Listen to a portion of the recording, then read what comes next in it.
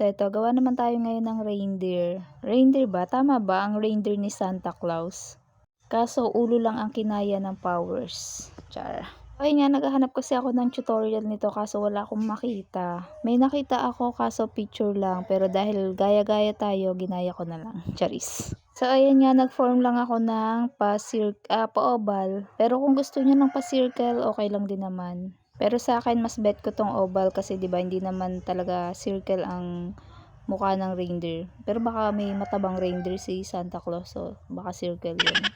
Kaya kayo bahala kung gusto nyo kung anong gusto nyo, kung circle or oval. So ayun nga, pagkatapos kong mag-form ng oval, tinakpan ko yung pinakabutas niya. At ito namang ginagawa ko dun sa part na pinakanguso. So, bali parang pa-oval din to, ayan, na inikot-ikot ko lang ng ganyan. Gusto ko sanang gumawa ng reindeer yung may katawan, may mga paa, may mga ganun. Kasi wala akong makita ng tutorial pero tinatry ko na ngayon gumawa. I-upload ko na lang yung video kapag perfect na yung pagkagawa.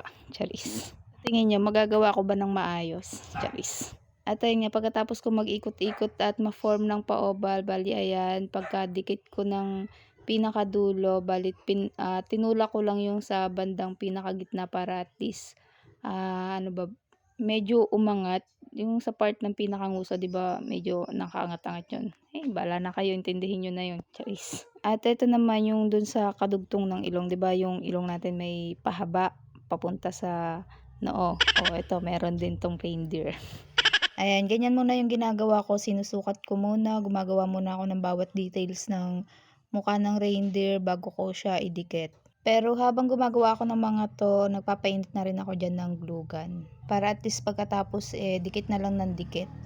Ito namang ginagawa ko na to ay para dun sa pinakasungay ng reindeer. So ayan, ganyan lang din naman siya gawin, madali lang din naman. I-fold nyo lang na maayos or pitpitin nyo ng maigi para hindi siya bumubuka.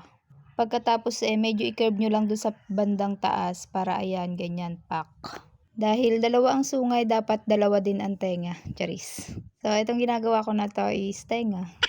At ayan na ang ating dalawang tenga. Ito naman dahil di ba nga red-nosed reindeer, so ito ay para sa pinakailong.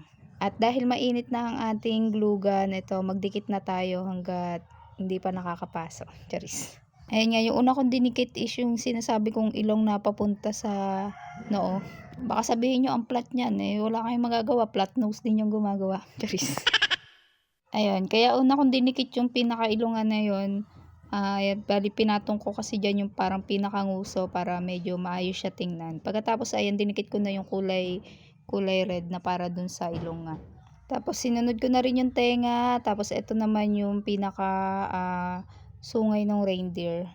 Kung sa paglagay nyo medyo dumikit, diba? Pwede naman yan hawiin, diba? Pak.